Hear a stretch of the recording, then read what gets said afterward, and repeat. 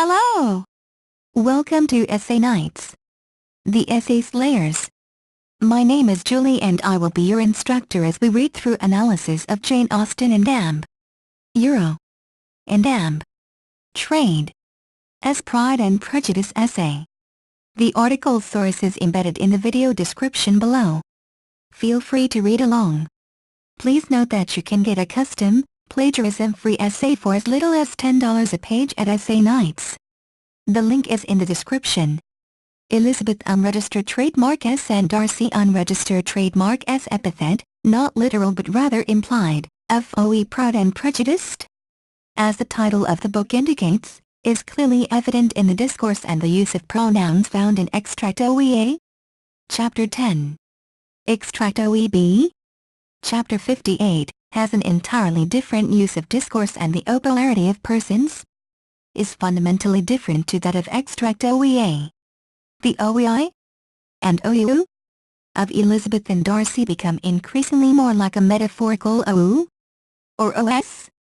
As the book progresses, bring about a new implied epithet of a humble and accepting. Benveniste refers to the use of pronouns as bringing one unregistered trademark SOGO into reality through the O-othering of people. The culture of politeness at the time that Jane Austen wrote Pride and Prejudice dictated that a person had to be far more subtle in their approach to, amongst others, insults. This was predominantly done through the change in indexicals, in the same manner we as the reader are able to pick up on the transition from repulsion between Elizabeth and Darcy through to attraction and ultimately love, all as an event of language. In Extract OEA, Mr. Darcy moves closer, drawing near. Line 2, to Elizabeth. This is indicative of his affection towards her, although it may be on a subconscious level. The reader can assume this as he moves his entire body towards her in a private manner. He then proceeds to other and mock her in line 4 by not including his own subjectivity in the discourse. We do not you feel a great inclination, Miss Bennet, to seize such an opportunity of dancing a reel? In this utterance, Mr. Darcy does not include himself in the discourse and refers to Elizabeth as OU. This creates a distance between the two as the OU is not linked to Mr. Darcy unregistered trademark SOEI. Mr. Darcy extenuates Elizabeth by referring to her as OE Miss Bennet. In this he creates more distance by the formal address. The word size is a blatant attempt to incite a reaction from Elizabeth by emphasizing her family unregistered trademark S economic situation by insinuating that being poor, she would jump at the opportunity to let loose and revel in the opportunity to participate in, it is implied, this rare treat. In actuality Darcy is using an ironical tone to provoke a response, and although othering Elizabeth is desperately seeking her attention, the same practice is performed by most young children, often mocking and behaving in a callous manner to the opposite sex in order simply to engage them. Elizabeth does not answer his question and he is forced to torpedo it. This indicates to the reader that although the two seem to be partaking in an argument, it is more than that and they are rather just trying to get attention from one another. It is important to note that at the time the novel was written it would be considered extremely rude to not answer a direct question, and the fact that Elizabeth does this to Darcy shows us that she is a headstrong, proud individual and that she feels comfortable enough with Mr. Darcy to be impolite. After having repeated the question, Elizabeth answers him. The polarity of the subjectivity and access is well demonstrated in her response to him. I heard you before. She involves him as a OU, the object, and rebukes him by making him aware that he knew she had heard and there was no need to repeat the question. She continues by reiterating her intention of othering him by using own reply. Line 9 opposed to what are you? To illustrate his opinion and highlight his rudeness, she proceeds and turns him into the subject by placing the OU at the beginning of the sentence in line 9. You wanted me? Elizabeth does this in order to embarrass Darcy and in doing so becomes a hypocrite, by using a tit-for-tat approach. She rebukes his poor cordiality but in doing so becomes just as malicious as Darcy. Elizabeth's rebuttal reaches the crux with her proverbial but. Line 10. After involving him she utterly removes him as a subject in her discourse and moves into a statement, I delight in overthrowing those kind of schemes, and cheating a person at their premeditated contempt? The reader can observe the A9AYTZ2PI3 and A9AYTZ2PI3 as a way of putting Darcy and his verbal banter in the same category as any other person she has encountered in her past. To enhance her point with dramatic effect, she slows the tempo of her utterances. I have, therefore, made up my mind to tell you that I do not want to dance a reel at all, and now despise me if you dare.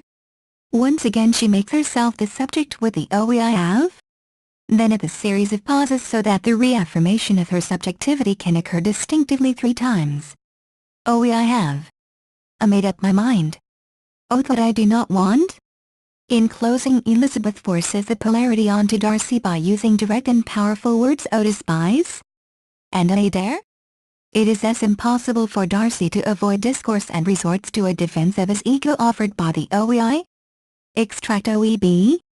Chapter 58 begins with Darcy explaining to Elizabeth the circumstances of his youth that brought about the selfish, line 8 adult that he became. In this monologue, Darcy unregistered trademark S use of pronouns from lines 1 through to 11 are all self-involved, and one can notice the repetition of OEI at the beginning of sentences and after conjunctions or the start of a new point.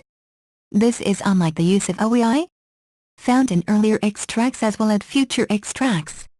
This is due to Darcy unregistered trademark S explanation being of little importance to any polarity of persons, but rather a brief description. Darcy has by this stage of the book evolved into almost an entirely different OEI, or person, when he uses the OEI. In this section of the extract he is in essence borrowing it from his old self in order to justify his prejudiced actions towards not only Elizabeth but all people he perceived to be of an inferior class.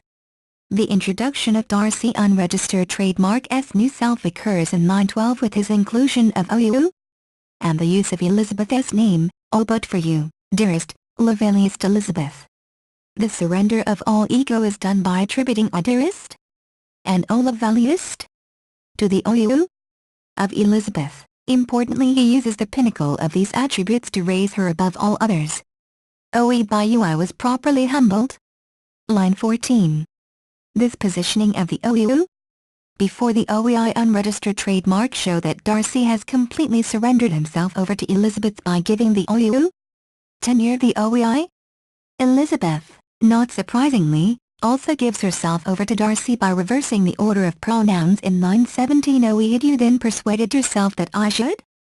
The use of pronouns, as Benvenus demonstrates, is a direct representation and the only true representation of one's ego.